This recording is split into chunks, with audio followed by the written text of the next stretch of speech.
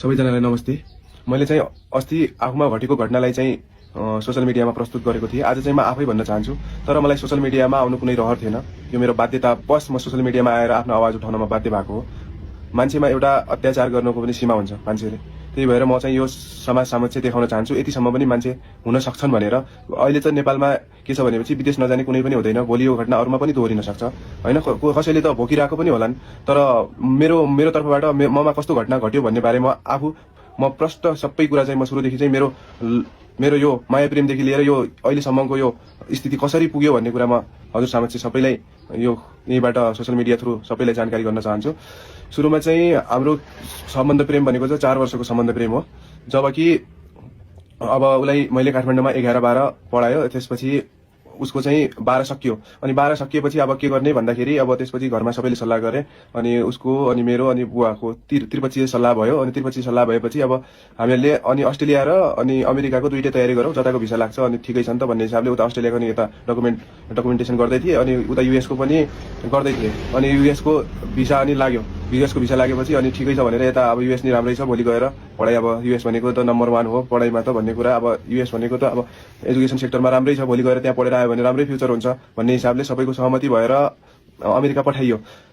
America पठाउँदाखेरि यदि के भन्छु भनेपछि उसको हरेक प्रोसेस सबै कुरा चाहिँ मैले गरिदिए हो। सबै कुरा उसलाई चाहिँ केही पनि उसको मेल धरी युनिभर्सिटीमा गर्ने सबै एभ्रिथिङ उसको आइल्सदेखि लिएर सबै खर्च हाम्रो परिवारले नै बेहोरेको। उसको उसले चाहिँ अहिले आएर उसले चाहिँ जुन यो धोका दिएको छ यो कुरा चाहिँ उसले यति चाँडै बिर्सिसक्यो। सबै कुरा गरेको मैले इभन उसको इन्टरभ्यू डेट बुक गर्दाखेरि 4 महिनासम्म नसुतिकन इन्टरभ्यू उसको डेट बुक गरेको छु। त्यसपछि उसले चाहिँ गएको 3 महिनापछि चाहिँ हाम्रो सम्बन्ध 3 महिनासम्म चाहिँ राम्रै थियो। 3 महिनासम्म बोल्ने सबै कुराहरू सेयर हुने गर्थ्यो। मैले बिस्तारै चाहिँ अब फोन गर्न छोड्ने, फोन नउठाउने गर्न थालेँ। मैले भने किन हो यस्तो के हो भने मेरो एकचोटि नि फुर्सद हुँदैन भनेर म टाइम भएको बेला आफै गर्छु, त्यहाँबाट नगर्नु फोन, त्यहाँबाट फोन गरेपछि म आफै ब्लक गरिदिन्छु फेरि भनेर यस्तो उसले चाहिँ थ्रेड जस्तो दिने कि। अनि मैले भने हुन्छ त ठिकै छ भनेर मैले ठिकै छ अब जहिले टाइम हुन्छ त्यसले गर्नु भन्दाखेरि उसले चाहिँ 10 दिनमा गर्थ्यो, 15 दिनमा कहिले काहीँ गर्थ्यो। इभन त्यति फोन गरेको बेला पनि उसले चाहिँ राम्रोसँग नबोल्ने कि त बाथरुम टोयलेटमा गएर बोल्ने, कि त रातिको टाइममा पनि आँगनमा गएर बोल्ने कि कुरा गर्नलाई। अनि मैले अनि अब त्यतिसम्म गरेपछि कसको मनमा शंका उत्पन्न हुँदैन भने त्यतिसम्म गरेपछि। अनि मैले भने किन यस्तो गरेर आएको के हो भन्दाखेरि उसले चाहिँ पुरै इन्कारै गर्ने कि कुरै नसुन्ने, कुरै पनि नसुन्ने, केही पनि नगर्ने कि उसले चाहिँ केही पनि नसुन्ने। त्यसपछि मैले भने यस्तो गर्नु हुँदैन, यो गर्नु हुँदैन, त्यो गर्नु हुँदैन भन्दाखेरि 1 महिनासम्म पनि कुरा नगर्ने। अनि त्यसपछि मैले बिस्तारै थाहा पाएँ कि मलाई त युएसबाट फोन आइसक्यो कति ठाउँबाट। अनि भनिसक्यो अब सबै कुरा देखिसक्यो। उसको मेल त मसँग लगइन थियो नि त, त्यतिखेर युएसको प्रोसेस मैले गरिदिन्थ्यो। अब हरेक कुरा उसको लोकेसन चाहिँ देखिरहेछ कि त्यो पाकिस्तानी केटाकोमा हरेक टाइम गएको लोकेसन देखिरहेछ। यो लोकेसन चाहिँ मलाई सोध्थ्यो काम गर्ने ठाउँको लोकेसन हो कि के हो सोचिरहेको थिएँ। जब मैले युएसबाट त्यो लोकेसन लगाएर पत्ता लगायो, त्यो लोकेसन चाहिँ फेरि त्यो पाकिस्तानीको लोकेसन रहेछ कि हरेक टाइम त्यहाँ गइरहेको, म चाहिँ काममा गइरहेको कि के हो कि भनेर सोचिरहेको थिएँ। तर त्यस्तो अनि जब मैले यो कुरा उसलाई भने यस्तो किन गरिरहेको के हो भनेपछि उसले चाहिँ पुरै टोटल्ली त्यसपछि चाहिँ उसले चाहिँ कटअपै गरिदियो कि त्यसपछि चाहिँ कुराकानी उसले चाहिँ कसले भने यस्तो नभएको कुरा या ऊ भन्दै थियो। फेरि भने म पत्याउन पनि पत्याउँदिनँ। अब कसैले अब उसको व्यवहारै देखिरहेछ, कसैले तेरो बुढी यस्तो गर्दैछ युएसमा उस्तो गर्दैछ भनेर म किन पत्याउँथेँ। जब उसको व्यवहारले त्यो देखाइरहेछ भने त म अभियसली मैले पत्याउने होइन, मसँग प्रुफ पनि आइसक्यो, सबै कुरा भइसक्यो, हरेक कुरा भइसक्यो। उसको त्यो जुन मोबाइल किनिदिएछ, वाचेसहरू किनिदिएछ, त्यो नयाँ लुगाहरू किनिदिएछ, सबै त्यो पाकिस्तानीले किनिदिएको, एभ्री कुरा पाकिस्तानीले किनिदिएको। मैले भनेको बरु गलत बाटो रोज्नुभन्दा कसैले अहिले युज गर्न खोजिरहेको हुनसक्छ, भोलि गएर दुःख पाइन्छ। आफ्नै परिवार नबिगाड हाम्रो के हुन्छ, भोलि गएर भविष्य खराब हुन्छ, दुइटैको आफ्नो पनि खराब हुन्छ, मेरो पनि खराब हुन्छ, यस्तो नगर भन्दाखेरि चाहिँ उसले चाहिँ भन्ने कि के भविष्यमा त अमेरिका पुगिसक्यो, नेपाल कहिले नि फर्किँदैन, के भविष्य नेपाली लाइफ त मलाई मनै पर्दैन। नेपाललाई यति उसलाई नेपाली हुनुमा उसलाई चाहिँ गिल्टी फिल भयो जस्तो कुरा गर्ने क्या पुरै। त्यतिखेर पनि उतिखेर एकचोटि मैले उसलाई यो नेपालमा प्रोटेस्ट भएको थियो जेनजीको, त्यतिखेर नि हाम्रो नेपालमा त यसो भइरहेछ, घर जलिरहेछ। त्यो भन्दा नेपाल त्यस्तै त हो, किन काम र काजको तेरो घर त जलेन नि, यस्तो शब्द सुनाउने कि उसले चाहिँ त्यतिसम्म भन्ने कि। अनि बिस्तारै गएर उसले चाहिँ कटअपै गर्यो, कुराकानी गर्न कटअप गरेर अहिले चाहिँ उसले चाहिँ यतापट्टि हाम्रोपट्टि चाहिँ एकदम नराम्रो शब्दहरू आफ्नो बाबुआमालाई उति गयो कि बिना कामले। उसलाई चाहिँ किनकि अरूसँग घुम्नु छ, अरूसँग मोज मस्ती गर्नु छ, अब ठाउँमा पुगिसक्यो भन्ने जस्तो उसलाई चाहिँ कुनै स्वर्गमा आ जस्तो फिल भइरहेछ कि उसलाई चाहिँ। अब उसले चाहिँ आफ्नो आमाबाबुपट्टि चाहिँ कुरा गर्ने, उतापट्टि सबै कुरा गर्ने, सेयर गर्ने, उतै गर्ने गरेर अब मसँग कटअप गर्यो फोन। मैले फोन गरेको टाइममा के भन्ने, एज अ मी मेरो आमाबाबु हो, जे कुरा गर्नु छ मेरो आमाबाबुसँग गर, मसँग केही पनि गर्ने होइन कुरा, जे हो मेरो लागि मेरो आमाबाबु हो, एज अ मी हो मेरो आमाबाबु, जे भन्नु छ जे गर्नु छ, आफ्नो लागेको पैसा लगानी सबै मेरो आमाबाबुले तिर्छ तिमीहरूको भनेर मलाई भने। अनि मेरो मम्मी बुवाले त इभन उसँग बोल्न नि पाएको छैन, बुहारी तिमीले के गरेको कस्तो गरेको भनेर। मेरो आमाबाबुको आत्मा कति रोको होला कि यो कुराले उसले चाहिँ जुन यो गर्यो।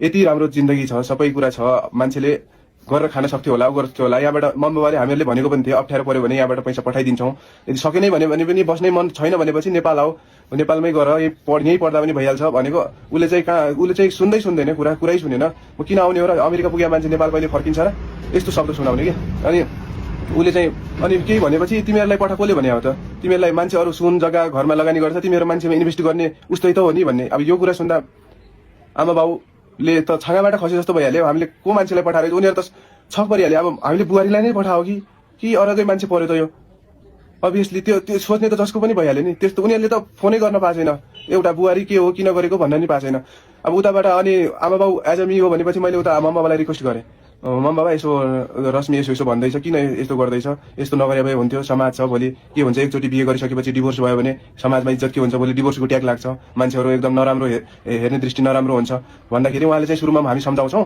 तपाईँ चुप्प लागेर बस्नुहोस् उसँग कुरा नगर्नुहोस् हामीसँगै कुरा गर्नुहोस् हामी सम्झाउँछौँ भनेर मलाई 3 महिनाको म्याद दियो अनि म 3 महिनासम्म चाहिँ एकदमै कुरेर बसेँ 3 महिनासम्म त्यो कुराइदिए मेरो चाहिँ प्रतीक्षा चाहिँ यस्तो थियो कि कुरै छोडिदिउँ कि म रात दिन अब के खबर आउँछ भन्दाखेरि चाहिँ लास्टमा आएर अनि उहाँबाट फोन आएर फेरि मैले गरेँ 3 महिना बितिसक्यो केही पनि कुराकानी आउँदैन अब बाबालाई फोन गरेँ मैले उहाँको बाबालाई फोन गरेपछि के भयो त बाबा अब खबर भन्दाखेरि अब रश्मिले त मिल्दैन भन्यो अब हामीले के गर्न सक्ने अब उसले मिल्दैन भनेपछि ठिकै छ नि त अब हजुर पनि पढे लेखेको मान्छे छँदैछ ठिकै छ नि त सबै कुरा हजुरको पनि ठिकै छ भोलि उमेर छ सबै छ अब राम्रो पाइहालिन्छ नि भने त्यो शब्द सुन्दाखेरि मैले के भने म कति टुटेँ कि म डिप्रेसनमा गएँ त्यसपछि यो शब्द सुनेपछि म 3 महिना चाहिँ डिप्रेसनमै गएँ डिप्रेसनमा गएर सहँदा अहिले आएर लास्टमा आएर केही नलागेर म सोसियल मिडियामा बोल्न बाध्य भएँ पनि उहाँले के पनि भन्नुभयो भनेपछि एउटा यो बुवाले बोल्ने शब्द यस्तो हुन्छ त नेपाली सोसाइटी समाजमा कतातिर जाँदैछ कि हाम्रो सोसाइटी उहाँले के भन्नुभयो भने छोरीको लागि म मेरो घर जग्गा बेचेर पनि लड्न तयार छु तपाईँले के गर्नु उसैसँग लाग्नुपर्ने के छ त तपाईँले छोडिदिनुहोस् न त डिभोर्स दिइदिनुहोस् न त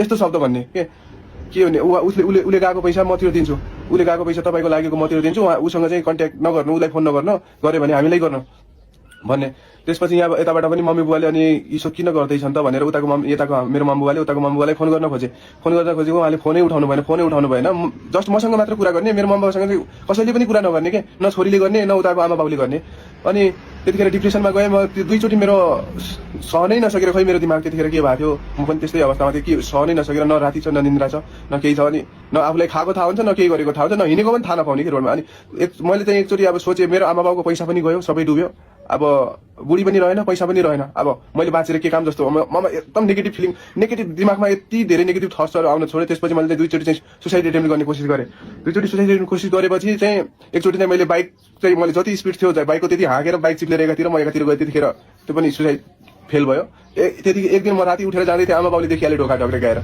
देखेर अनि अब म तर कहाँ जान्थेँ मलाई थाहा थिएन त्यतिखेर चाहिँ अब त्यो देखेपछि अनि दोस्रो दिनदेखि मेरो आमा बाउ मेरो रुमको त्यो ढोकामा सुत्न थाल्यो अनि त्यसपछि चाहिँ उनीहरू चाहिँ यो छोराले भोलि केही गरिदिने हो कि भनेर अब उतिखेर चाहिँ म कमजोर भएँ कि त्यतिखेर चाहिँ एकदमै आमा बुवा भन्दा पनि म कमजोर भएँ अब अहिले म जस्ट अब चाहिँ बिस्तारै मेरो सबै कुरा ठिक हुँदैछ म सबै कुरा ठिक भइसकेको छ जानेलाई त कसैले पनि रोक्न सक्दैन तर जाओस् कसैको घर बार भत्काएर कसैको सपना कुल्चेर कसैको जिन्दगी बर्बाद गरेर यसरी चाहिँ कसैले पनि नजाओस् म चाहिँ त्यो भन्न चाहन्छु तर त्यो मान्छेले चाहिँ यतिसम्म पनि 4 वर्षको सम्बन्धलाई यति सजिलै त्यागिदियो कि कुनै पुरै बिहे भनेको त मजाक जस्तो बनाइदियो कि आयो गयो खेल्यो केटाकेटी खेल्यो जस्तो खेल बनाइदियो कि उसले चाहिँ अब के भन्ने अब त्यसपछि चाहिँ अहिले चाहिँ कसैले पनि कुरा गर्ने अहिले चाहिँ के भएको छ भनेपछि उसको बुवाले चाहिँ मलाई अस्ति जुन मैले पोस्ट गरेँ त्यो पोस्ट देखेपछि मलाई चाहिँ फेसबुकमा ब्लक गरिदियो अनि त्यसपछि चाहिँ यता इष्टमित्रहरूले हाम्रोतिरको सबै रिलेटिभ्सहरूले चाहिँ उता फोन गर्दाखेरि कसैको फोन पनि उठाएन कि अनि ऊ केटीले पनि आफ्नो मैले त्यो युजर नेम चाहिँ उसको आफ्नो त्यो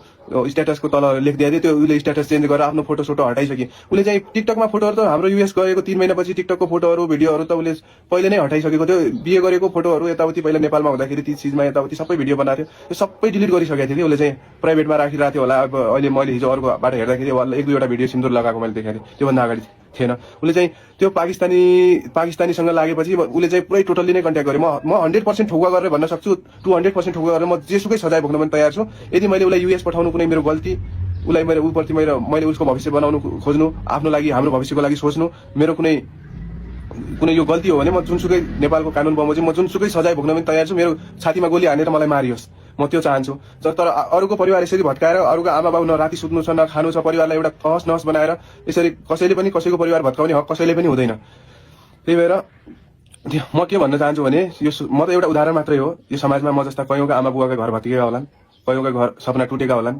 यस्तो मान्छेले गर्दाखेरि होइन। म चाहिँ उसलाई चाहिँ यहाँ दोष दिन यो गर्न त्यो गर्न कुनै आएको होइन। यस्तो भोलि हुन सक्छ भनेर मैले यो भिडियो बनाउनुको कारण भनेकै मेरो जस्ट सोसल अवेरनेसका लागि हो। भोलि समाजमा यस्तो पनि हुन सक्छ भनेर। अब मेरो आमा बाउले कहिलेसम्म टाउको झुकाएर हिँड्ने, मैले कहिलेसम्म टाउको झुकाएर हिँड्ने त्यो समाजको अगाडि। पठाउनु पर्ने हामीले सबै गर्नुपर्ने, उसलाई जे गर्नुपर्ने सबै उसलाई ठाउँमा पुर्याउने हामी, फेरि गल्ती नै हामी भएर समाजको अगाडि कसरी झुकेर हिँड्ने। म यो सक्दैन भनेर म सोसल मिडियामा बोल्छु मम्मा बाबा हजुर ढुक्क हुनु, म छु, हजुरको छोरो छ, जबसम्म म छु, जबसम्म म जिउँदो छु, हजुरलाई केही पनि अप्ठ्यारो पर्दैन भनेर म चाहिँ अहिले मम्बुवालाई कन्भिन्स गर्छु। उनीहरू चाहिँ अहिले कमजोर भएको छ, म सक्दैन कि अब म यो आवाज चाहिँ म दबाउन सक्दैन। जुनले उहाँले जो कुरा गर्नुभयो अहिले त इभन यतिसम्म कि गर्दा गर्दा थाहा छैन उहाँले के भन्यो भनेपछि उता छोरीलाई डिभोर्सको लागि कागजको पेपर पठाइसकेको रहेछ। कागजको पेपर पठाउँदा जब त मलाई थाहै छैन, जब अनि वकिललेबाट उहाँले भन्नुभयो, वकिल र उहाँको फोन आएपछि मैले थाहा पाएँ कि अनि डिभोर्सको पेपर पठाउनु भयो भनेर भन्छन्। उहाँले डिभोर्सको पेपर पठाएछ, अब डिभोर्स गर्नु पर्यो, उहाँले वारिसनामा पठाएछ अब भन्नुभयो उहाँले। भने मैले बुवालाई फोन गर्दाखेरि पठाएछ, मैले भने मेरो कन्सर्न बिना कसरी पठाएको त, हजुरले मलाई सोध्नु पर्दैन एकछिन पनि कसरी पठाएको त भन्दाखेरि त्यो सोध्नै पर्दैन नि त्यसमा, त्यो त हामीबाट हुने कुरा हो। त्यो त हामीले गर्ने काम त हामीले गर्न पाउँछ नि। तपाईँले के भएर म तपाईँलाई चेक दिन्छु, त्यो चेक दिएपछि डिभोर्स गरिदिनु न, के छ र तपाईँले गएको पैसामा म चेक दिइहाल्छु, चेक त्यो बााउन्स हुने कुरा पनि हुँदैन, मैले अदालतमा दिएको चेक पनि कतै बााउन्स हुन्छ र भनेर यतिसम्म भन्ने कि तब मैले सहनै नसकेर म बाध्य भएर म अहिले आएको हो यो सोसल मिडियामा। म कसैलाई यहाँ कसैले कसैको परिवार भत्काउन यति सजिलो छैन क्या। ऊ युएसमा छ अरे 10 बिहे गर्ला, जे गर्ला त्यो गर्ला, तर म त नेपालमा छु नि, म त सोसाइटीमा बसेको छु, आमा बाउ सोसाइटीमा बसेका छन्, उसको आमा बाउ पनि सोसाइटीमा बसेका छन्, यो कुरा बुझ्नु पर्दैन। मैले यति रिक्वेस्ट गरेँ, हार गुहार गरेर मम्बाबालाई के भने मम्बाबा यस्तो नगर्नु भन्नु छोरीलाई, यो गर्नु म हजुरको खुट्टा ढोक्छु भनेर हार गुहार माग्दा पनि, कति सम्झाउँदा फोन गर्दा पनि केही पनि लागेन। मैले भनेको उहाँले म सोसल मिडियामा जान्छु, भोलि समाज छ, अनि समाजले उठ्यो भने, नेपाली समाज उठ्यो भने अनि हजुरलाई थाहा हुन्छ सबैको, जे गर्न मन छ गर्दा हुन्छ, हामीलाई केही फरक पर्दैन। मिडिया पनि के हो र 1-2 दिन आएर यो हल्ला गर्ने त हो, त्यसपछि त सकिहाल्यो त्यस्तो भन्ने कि। अहिले चाहिँ अब उनीहरूले जब अब यो पावर देख्यो होला नि त, अब नेपाली समाज पनि रहेछ भन्ने कुरा अब थाहा पायो होला। अहिले बिचल्ली भएको छ, अब न कसैको फोन उठ्छ, कसैले ब्लक हानेको छ, कसैले हिँड्दैछ, केटीले पनि मेरो इष्टमित्रहरू अब रिलेटिभ्सहरूलाई पनि सबलाई ब्लक गरेर हिँडेको छ। त्यस्तो हुन्छ, मान्छेको जिन्दगी यति सजिलै कसैले बिगार्न सक्दैन कि। बरु कसैलाई सुरुमै लाग्छ भनेपछि कसैसँग जिन्दगीमा काट्न सक्दैन होइन, सुरुमै जिन्दगीमा कसैसँग काट्न सक्दैन भने, कमिट गर्न सक्दैन भने सुरुमै बिहे नै गर्नु कि। सुरुमा म त सबैलाई यही भन्छु, बिहे चाहिँ नगर्नु कसैको भविष्य खेलवाड गर्न, या केटा होस् या केटी, दुइटै पीडित जो पनि हुनसक्छ। कुनै ठाउँमा केटी पीडित धेरै भयो पनि देखाएको छु, कुनै ठाउँमा केटा पीडित पनि भएको देखाएको छु। दुइटै इक्वल हुन्, दुइटैले कसैको घरबार बिगार्ने, कसैको त्यो गर्न पाउँदैन। आफूले पायो भन्दैमा कसैको घरलाई लात हानेर आफू ठाउँमा पुगेपछि त्यो कसैले पनि पाउँदैन, कसैको अधिकार पनि हुँदैन।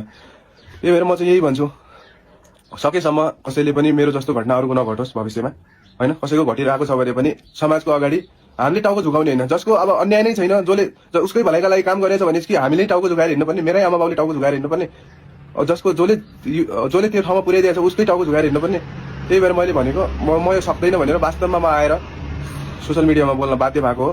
त्यही भएर उसले चाहिँ, केटीले चाहिँ इभन जे गर्यो ऊ पाकिस्तानले, मैले यति सम्झाएको नगर त्यस्तो, भोलि युज गर्नको लागि हो, त्यो खाने पिने सबै, त्यो लुगा दिने, यो फोन दिने, पैसा हालिदिने मोबाइलमा, त्यो सबै कुरा गरिदिने, त्यो भोलि त्यो नराम्रो हुन्छ, त्यो एक दिनको देखावटी हो, भोलि गएर अप्ठ्यारो हुन्छ, आफ्नै घर नबिगाड भन्दाखेरि नेपाल त म फर्किने होइन, नेपाल फर्किने को फर्किन्छ र नेपाल अब भन्ने कि पुरै उसले त्यस्तो पुरै उसलाई त यतिसम्म गिल्टीफुल हुने हामी परिवारप्रति के, हामीलाई त पुरै के त्यो गोबरको किरा सम्झिने कि उसले चाहिँ। यतिसम्म पनि मान्छेले कसरी गर्न सक्छ, 4 वर्षको सम्बन्ध एकछिनमा कि पुरै 1 वर्ष नपुग्दै उसले चाहिँ यस्तो व्यवहार देखायो कि। यो चाहिँ ममा मात्र होइन, यो अरूमा पनि घटिरह होला। त्यही भएर म अरू सोसल मिडियालाई पनि के भन्छु भनेपछि म प्रश्न भन्छु, मैले आफै बोलेर मैले कसैलाई यो मेरो पोस्ट हालिदिनु हार गुहार मैले कसैले पनि गरे होइन, म आफै बोलेर म भन्छु, कसैले केटीलाई पनि दोष गरेर अब कसैले पनि त्यो भिडियोहरू पोस्टहरू नगरिदिनु होइन। मैले चाहिँ सोसल अवेरनेस गराउनका लागि चाहिँ यस्तो पनि घटना हुँदो रहेछ समाजमा, यतिसम्म पनि मान्छे गर्न सक्दो रहेछ होइन भनेर चाहिँ मैले यो भन्न खोजेको हो। त्यही भएर हजुरले सबैले उसको चरित्र जे जस्तो थियो अब उसलाई नै थाहा होला होइन, उसले चाहिँ किन यस्तो गरे उसलाई नै थाहा होला, तर उसलाई चाहिँ टार्गेट गरेर कसैले पनि सोसल मिडियामा चाहिँ पोस्ट नगरिदिनु होला।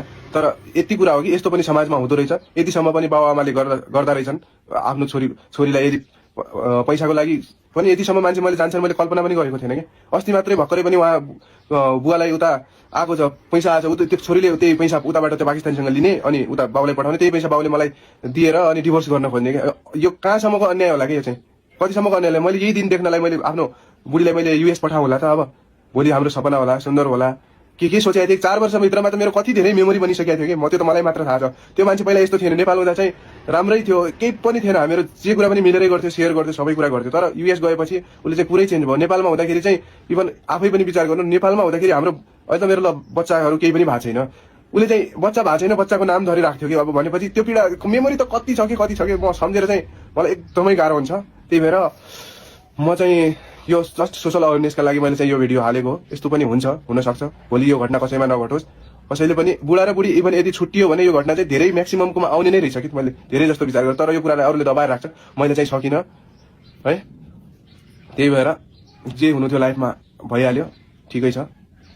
अब उसको त्यो केटीको अब ठिकै छ, अब राम्रो होस्, सफल होस्, मलाई केही भन्नु पनि छैन। उसको आमा बाउलाई पनि मैले केही भन्नु छैन। यति हार गुहार गर्दा 10 महिना 8 महिनासम्म पुऱ्याउँदा मलाई डिप्रेसनमा पार्दा, मेरो भताभुङ्ग पर्दा त उनीहरूले दयामाया उनीहरूमा पलाएन भने अब के भन्नु छ मैले। हस्, मैले यति भन्नु थियो, सबै समक्ष मैले आफ्नो कुरा यहीँ राखेँ। हस्, सबैलाई माया छ।